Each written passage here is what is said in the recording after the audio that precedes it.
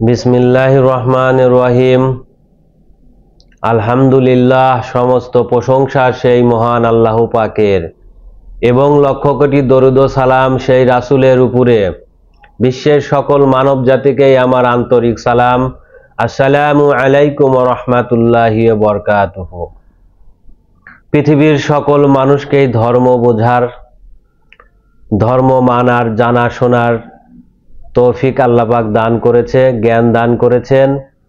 তো সেই দিক থেকে আমি যে ইসলাম ধর্মের আমাদের যে মূল গ্রন্থ আল কোরআন, এই আল কোরআনের বিষয়বস্তু নিয়ে একটু আলাপ আলোচনা করতে চাই। আসল কোরআন কি? আসল কোরআন এই যে আল্লাহ পাক বলতেছে যে তোমরা কোরআনকে আবৃত করো, আল কোরআনের ভিতরই একটি সূরার আয়াত, যে তোমরা কোরআনকে আবৃত করো।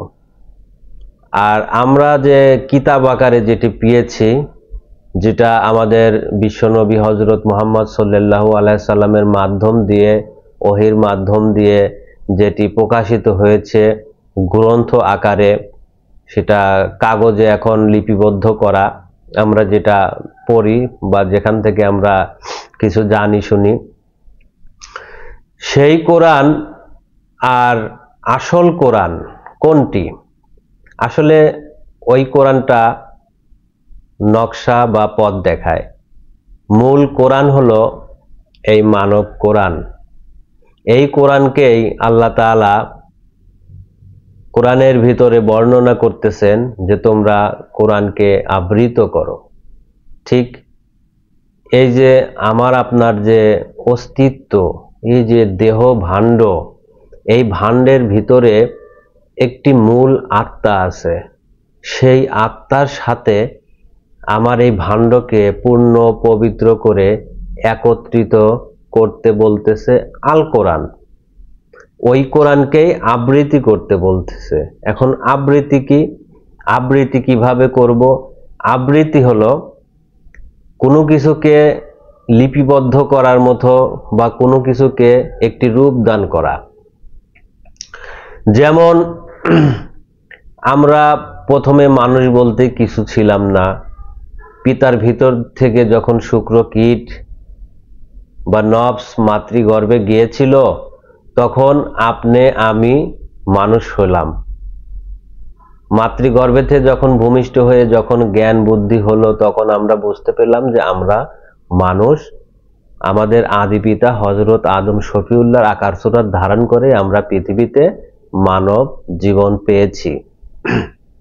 ঠিক এই সমস্ত কিছু আমাদের পরের থেকে নিয়ে আমরা মানব জীবনে আসি। তাই আল কোরআন আমাদের বলতেছে তোমরা সালাত কায়েম করো। ঠিক সালাতের আরেকটি নাম কোরআন। সালাতের আরেকটি নাম কোরআন কিভাবে হলো? সেটা হলো যা আছে বিশ্ব ব্রহ্মাণ্ডে তা আছে আমার আপনার মানব ভাণ্ডে। এই মানব ভাণ্ডের ভিতরে আল কোরআনের যে হুকুমত, সকল কিছু দেখবেন আমার আপনার দেহের উপরে বা নফসের উপরে আদেশ নিষেধ করতেছে। যেমন তুমি তোমার চোখ ভালো করো, তুমি তোমার হাত ভালো করো, তুমি তোমার পাও ভালো করো, জবানকে পবিত্র রাখো, হালাল রিজিক ভক্ষণ করো, দেহভাণ্ডকে পূর্ণ পবিত্রতার সাথে তোমার বিল গায়েবের সাথে সংযোগ সরল ঘটাও। তাহলে এই যে পূর্ণ আবৃত্তি করতে বলতেছে কিসের সাথে? আমার যে মূল আত্মা আছে, যে বিল গায়েব আছে, সেই বিল গায়েবের সাথে আমার এই দেহভাণ্ডর পবিত্রতায় আবৃত করতে বলতেছে। এটি হলো সালাত বা আসল কোরআন, জ্যান্ত কোরআন, যে কোরআন কথা বলে। ঠিক এই মানব ভাণ্ডের ভিতরে যার সেই চৈতন্য জ্ঞান আছে, এই জ্ঞান দ্বারা যে ব্যক্তি দর্শন করতে পারে যে এই মানব ভাণ্ডে কারা কারা যোগ লেগেছে, কোন কোন নফস দ্বারা এই মানব ভাণ্ড সৃজন করা হয়েছে, এখানে আল্লাহ আছে, নবী আছে, মানে সৃষ্টিকুলের সবই এই মানব ভাণ্ডের ভিতরে আছে। তো এই কোরআন যে পড়তে পারে, অনুধাবনে আনতে পারে, চেতনে আনতে পারে নিজের কোনো জীবনকে, সে এই মানব কোরআন পড়তে পারে। আর এটি হলো দ্বীনি যুগ।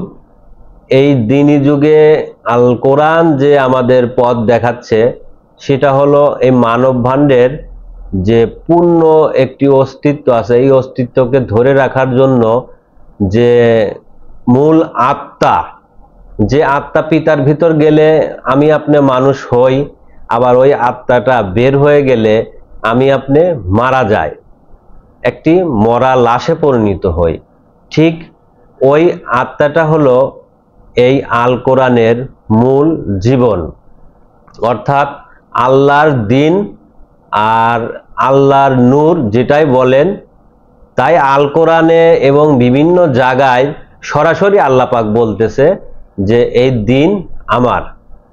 কিন্তু এই মৌলবাদীরা এরা সেই দ্বীনকে ইসলাম বানিয়ে ফেলেছে। আসলে দ্বীন বলতে ইসলাম নয়, দ্বীন এক একটি জীবন। সেটা মানুষেরও দ্বীন আছে, একটি গরুরও দ্বীন আছে, ছাগলেরও দ্বীন আছে, একটি মাছের দ্বীন আছে, একটি গাছের দ্বীন আছে, পাখির দ্বীন আছে। দ্বীন বলতে যা দেখা যায়, যা দেখা যায়, এক একটি জীবন থেকে এক একটা দিন আছে। প্রত্যেকটা জীবনের একটা করে দিন আছে। আমি যে মানুষ হয়েছি আমার একটি নিজস্ব মূল একটি দিন আছে, আরো অসংখ্য প্রকার দিন আমার এই মানব ভাণ্ডের ভিতরে আছে। তাই আল কোরআন এবং হাদিসে বলতেছে মান দিনুকা মান রব্বুকা। আসলে অসংখ্য প্রকার দিন এই মানব ভাণ্ডে আছে।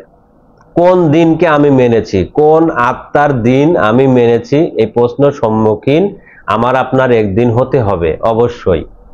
কেননা আমার মানব ভাণ্ডের ভিতরে তো আল্লাহ পাকের অসংখ্য প্রকার জীবন, সৃষ্টি জাতের জীবন আছে, কিন্তু আল্লাহ আমাকে ধরতে বলতেছে আল্লাহর দিন, অর্থাৎ এই মানব ভাণ্ডের যে মূল জীবন আছে সেই জীবনের দিন আল্লাহ পাক ধরতে বলতেছে। অর্থাৎ আমি যদি এই কোরআনকে যদি পূর্ণ একটি রিসার্চ করি তাহলে দেখা যাবে এই কোরআন পূর্ণ আল্লাহর দিনের উপরে একটি অস্তিত্বকে গড়ন করতে বলতেছে। অর্থাৎ এই যে মানব ভাণ্ড বা মানব দেহ, এই পূর্ণ মানব অস্তিত্ব, আদম অস্তিত্বকে কায়েম করার জন্য আল কোরআন পথ দেখাচ্ছে আমাদেরকে।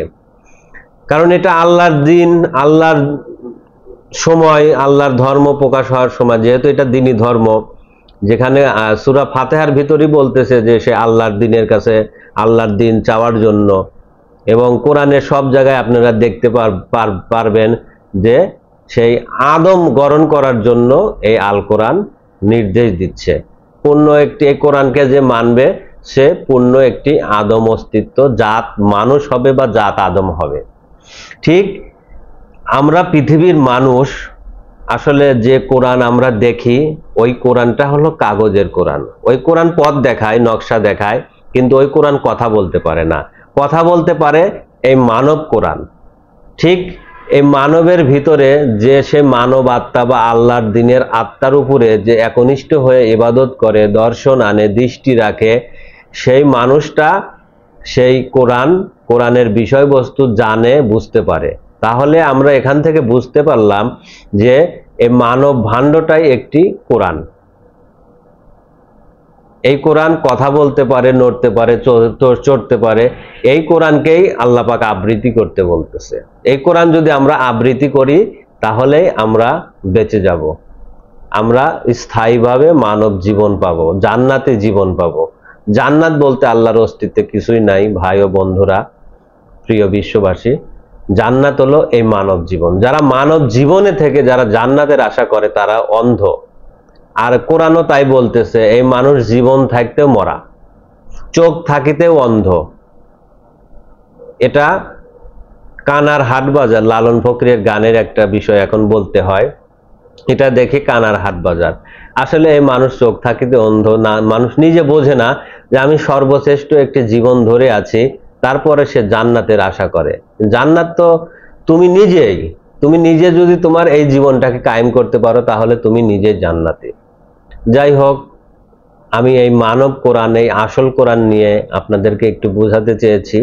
জানি না আমি কতটুকু বোঝাতে পেরেছি, ছোট মানুষ, ভুলভ্রান্তি হয়ে থাকলে ক্ষমার দৃষ্টিতে দেখবেন। অবশ্যই আমি সেই আল্লাহর হাকিকতি বর্ণনা আপনাদের সামনে তুলে ধরবো যতটুকু পারি। আমার চ্যানেলটিকে সাবস্ক্রাইব করে আমার পাশে থাকবেন এবং ধর্মীয় নতুন নতুন টিপস এবং আধ্যাত্মিক বিষয় জানতে পারবেন। আসসালামু আলাইকুম ওয়া রাহমাতুল্লাহি ওয়া বারাকাতুহু।